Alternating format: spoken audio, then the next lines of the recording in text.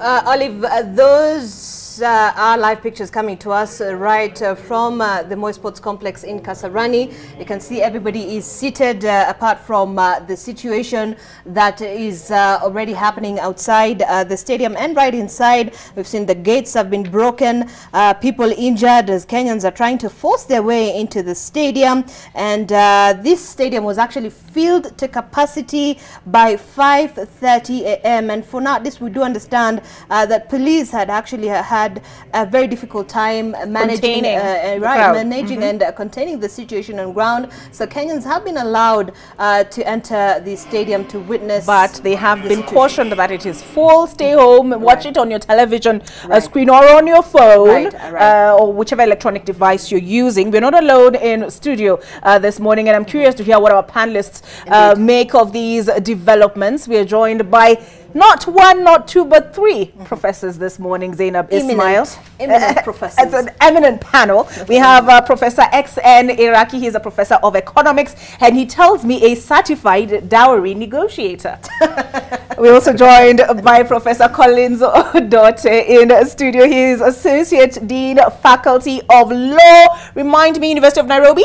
Can only be. All right. University of Nairobi. And Professor Alex Awiti, who is a public policy analyst. We are glad to have all three of you in studio this morning. I know it's a public holiday, but let me advise that this is your civic duty.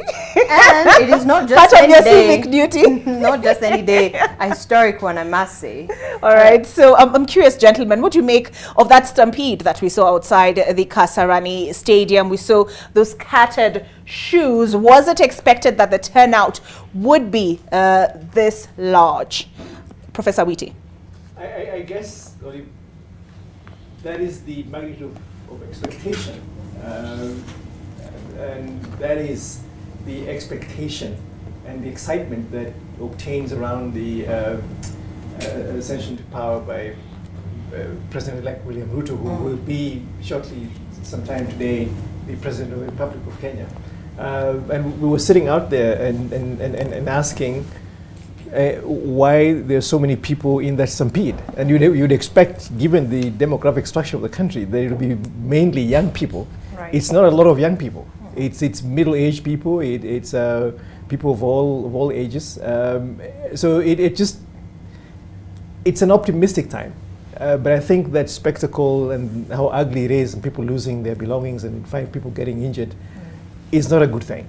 I think it speaks to the wider conversation that we need to have about public order and just decency around public events and containing our own excitements when it comes to public displays of either happiness or anxiety or anger.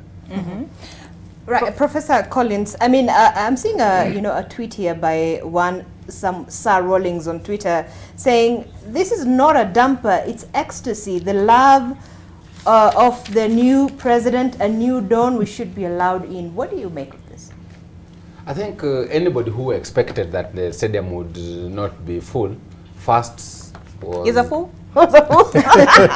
was living a dream, and secondly hasn't been following the campaigns. I think I expected the stadium to be full. I think there are around three things that are critical. Number one is the levels of excitement that the supporters of the president have, that Kenyans have. That's number one. That's why I think there's quite a number of people. And that's why there's a stampede. Everybody wants to be, I was there when this happened.